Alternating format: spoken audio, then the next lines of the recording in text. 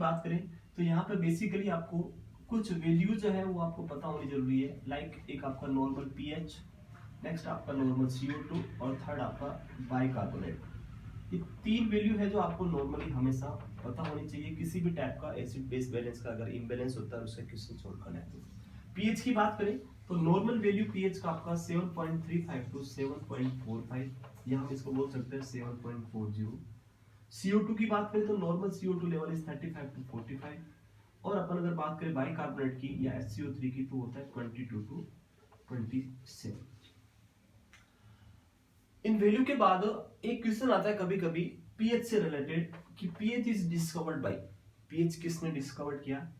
तो हम अगर हिस्ट्री देखें पहले, अगर पीएच की बात करें तो pH is discovered by Sorensen, एक पर्सन थे जिनका नाम था सोरेनसन, और इन्होंने पीएच को सबसे पहले डिस्कवर किया। अगर आपसे पूछे कि ये पीएच का जो वैल्यू 7.40 है ये क्या है, तो हम पीएच के बारे में पहले एक बार थोड़ा डिटेल में पढ़ते हैं, उसके बाद हम जाएंगे एसिड बेस इंबैलेंस के जो क्वेश्चंस है उनके ऊपर।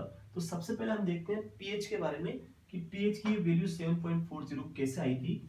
Let's start about pH.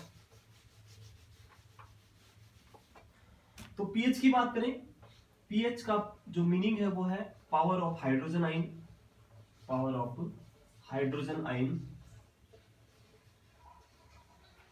और पावर ऑफ हाइड्रोजन आयन, या मैं इसको बोल सकता हूं negative log of hydrogen ion. अपन पढ़ते हैं कभी कभी पावर ऑफ हाइड्रोजन आयन या negative log of hydrogen ion. तो वो नेगेटिव लॉग कैसे आया, तो वो दिया था सोरेनसन ने, और अपन देखते हैं कैसे सोरेनसन ने इसको डिस्कवर किया। तो सोरेनसन ने बताया कि अगर अपन ब्लड में हाइड्रोजन आयन का कंसंट्रेशन देखें या एक्स्ट्रा सेलुलर फ्लूइड के अंदर आप हाइड्रोजन आयन का कंसंट्रेशन देखेंगे, तो हाइड्रोजन आयन का जो नॉर्मल कंसंट्रेशन ब्लड में पाया जाता है वो बहुत ही माइनर सा पाया जाता है।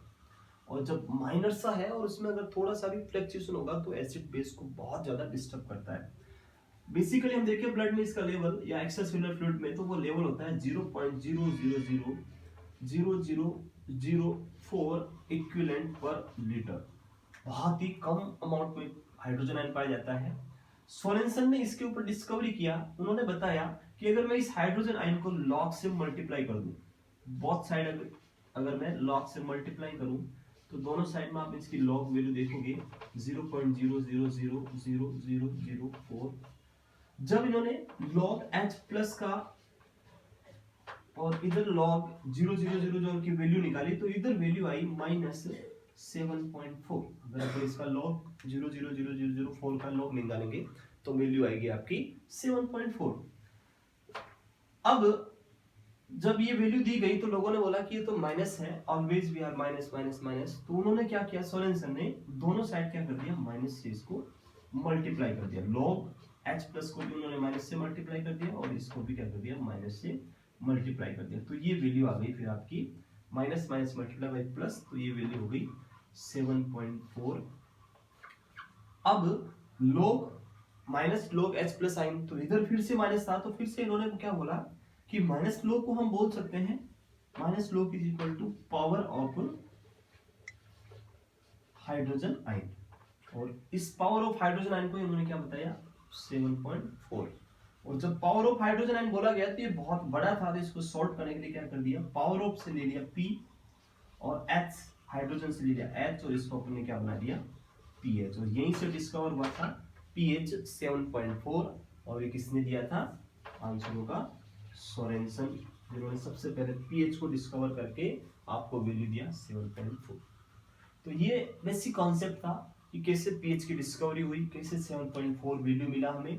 तो ये आपको याद रखना है, किसने दिया था, आंसर होगा सोरेनसन। नॉर्मल लेवल की बात करें तो 7.35 टू 7.45। अगले वीडियो में हम देखेंगे कैसे हम एसिड बेस इंबैलेंस के क्वेश्चन सॉल्व करेंगे, तो वो हम नेक्स्ट चैप्टर में कंटिन्यू करेंगे। Thank you.